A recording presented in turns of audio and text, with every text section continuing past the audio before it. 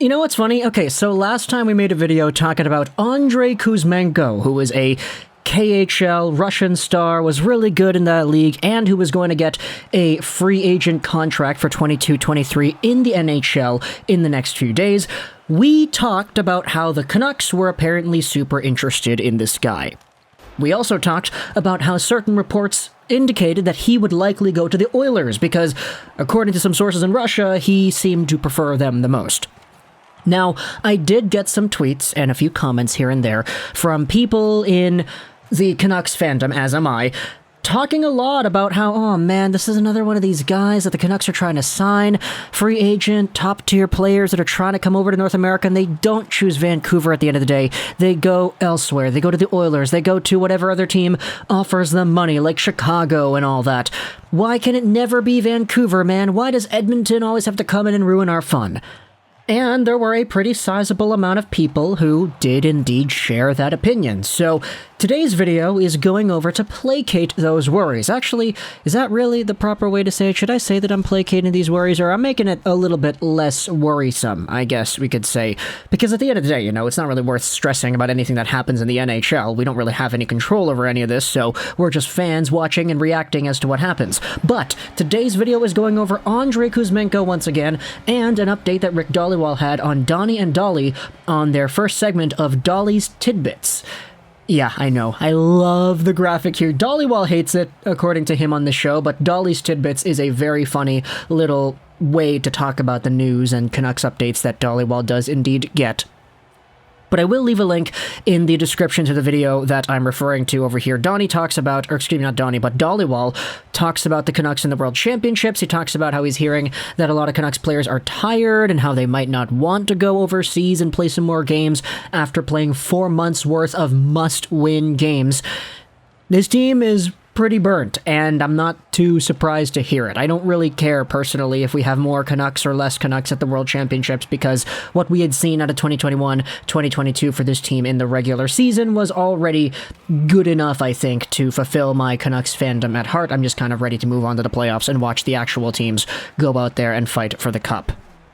But either way, Dhaliwal also gave an update as to Andrei Kuzmenko. If you don't know who this is, then watch the previous video we made, but long story short, he is a Russian KHL free agent. He's 26 years old, and he's a guy who had himself a pretty great season this year for SKA St. Petersburg, getting 53 points in 45 games played and 14 points in 16 games in the playoffs. Now, we did make the entire video last time. I did bring up some concerns that sometimes KHL guys who are really good at producing points over there can come over to the NHL sometimes and not be as successful in the slightest. But when it comes to Andrei Kuzmenko, he is one of these guys with the skills, the shot, the playmaking, etc. that he has that makes him a little bit more of a better bet, I guess you could say. Because some of the other guys that are below Kuzmenko in points, you have guys like Brendan Leipsic and Granlund, and Lyndon Vey was always a good KHL guy, and these guys were pretty whack in the NHL, so that's kind of the frame of reference that I'm going off of when I look at statistical and comparable point productions. So when it comes to Kuzmenko, even though he might not be an Artemi Panarin who comes over here and becomes a 70-point, 80-point winger right off the bat, if you're able to get yourselves a player, that in itself is a good thing. And if it's somebody like Kuzmenko who is as highly touted as he is, this could be a great pickup. Now, we're going over on to, before we go over to the Donnie and Dolly thing, I wanted to talk about what Chris Johnston said, because earlier on Insider Trading the other day, he had himself an update. This article is on ProHockeyRumors.com. You can go ahead and read it if you want. The link will be in the description. But TSN's hockey insider Chris Johnson reported that next week Kuzmenko will begin the interview process with NHL teams. Johnson reports that it is believed that 20 NHL teams will reach out to Kuzmenko with at least some degree of interest. In terms of what factors may play into Kuzmenko's decision-making process, Johnston says that Kuzmenko wants to go somewhere where he can play, where he's going to have a role, and that the market and city a team plays in is less of an important factor. That should certainly make the competition to secure Kuzmenko's services a bit more wide open, and given that he only costs a signing team cap space and no assets to acquire, there will likely be many fan bases across the NHL hoping their team can be the one to land this intriguing KHL veteran.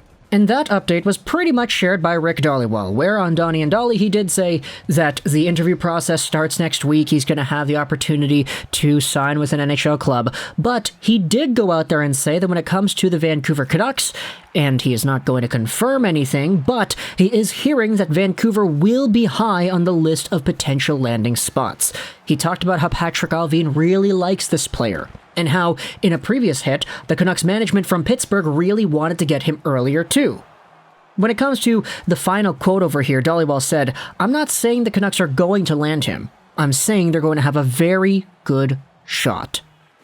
And that, my friends, is what I wanted to bring to you, because when it comes to Andrei Kuzmenko, it appears that Oilers' report might have been falsified after all.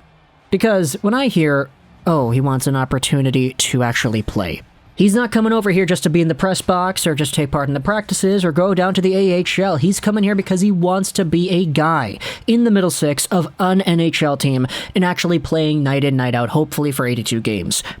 With Edmonton, I feel like it's a lot more difficult to do that because that team is already pretty good, and you see the rotation of guys they have in and out that it becomes a little bit more difficult to project if you're going to be able to make that lineup in a prominent role comparative to the other teams that could be asking for your services too. As we said here, Vancouver has an entire bottom six that is going to expire, plus Besser, plus Miller next year. It's going to be pretty interesting to see where Allvin and Rutherford go, because so many guys, not just in the NHL, but also at the top of the AHL, are all going to need new deals. You're not going to bring back every single one of these players. Let's go over to the Vancouver Canucks and their cap-friendly page right here, just so I can, remember the names here, because there's a lot. But the Vancouver Canucks for next season have expiring Brad Richardson, Alex Chiasson, William Lockwood, Nick Batan, Juho Lammikko, Sheldon Dries, Matthew Highmore, and then all the AHL guys too. DiGiuseppe, Bailey, John Stevens, Sheldon Rempal. Whole bunch of forward spots up for grabs here, and if Vancouver is indeed a team that has already expressed so much interest in this guy and they want him to come over and he's like, yeah, I want to play, it would make sense to me to see this kind of thing go down. I mean, come on. He's a skilled right-handed guy who's 5'11", 194 with some pretty good offensive traits. we made the video already. You can go ahead and check the previous one for the scouting report, but Kuzmenko is a highly profiled player for a reason, and there's a reason why 20-plus teams are potentially looking at talking to this guy when he becomes a free agent on May 1st and decides to sign a contract later in that week. So, if Vancouver is indeed a frontrunner, like Rick Dhaliwal goes out there and says that he is, they are. Yeah, no, Vancouver is a city, not a person, right? Then that's a good thing to me. I mean, if I think about where Kuzmenko could fit in, let's talk about a potential, let's say, 30, 40-point guy, just to be really conservative, right? Because we had other players that have played in the KHL that aren't all too fantastic in NHL situations. If we say he's a 30, 40-ish point winger, maybe even a little bit more optimistic than that, let's say 50. If you have this guy playing on the left side, there you go, that's another right-handed forward that you desperately need. The Vancouver Canucks with their right-handed depth have been so depleted the past few years, it's just Besser and Chiasson, Garland, and then Sutter, because Sutter totally counts, right? And that's not even including what could happen this offseason when we see guys maybe like Besser get moved, maybe like Chiasson go somewhere else in free agency, maybe like Garland get moved too. That could potentially be the team's entire right-handed forward core out the window in the span of a few weeks. So, whatever right-handed forwards you can get, you gotta go out there and get him. I know there might be some people who are saying, okay, why are you placing so much importance on handiness, yada yada yada, guys can play on their off wing, or their strong wing all the time, it's not really that big of a deal. Yeah, it kind of is, mostly because when you have more diversity, you have more options, and it is a cold, hard fact that a guy who is right-handed shooting on his right wing, or shooting on the left wing on a one-timer, it just changes the way the game is played so drastically that it makes it difficult for other teams to scout, prepare for, and analyze. So more right-handed forwards on a team that does not have too many right-handed forwards is a good thing, and Vancouver finding a way to slot this guy into maybe their middle six, playing him alongside of a Miller or a Pettersson, should Miller actually be here next year, and if an Elias Pettersson is actually willing to play on what would be the second line, I think it could be a pretty good fit. Plus, if you have that Russian connection with Podkolzin, we've talked at length about how guys like Goldobin and Tryamkin and Who the heck was here before? Burmistrov. We've spoken at length about how that Russian connection could be used to help these guys out in transitioning into becoming NHL players and full-time Vancouver Canucks. Not even just Russians. We saw this with Pettersson and Höglander and the Sedins and Edler and Markstrom and Eriksson and all that, so it's a pretty good diversified group I think the Canucks do have. And if Kuzmenko gets added, then hey, that's another name to the list right there for the Russian caliber players on the team. So talk to me in the comments all your thoughts about Andrei Kuzmenko and this update that he could be becoming a Vancouver Canuck soon. Not going to be guaranteed, but they could be a front runner. The Vancouver Canucks could be. I hope you enjoyed this video,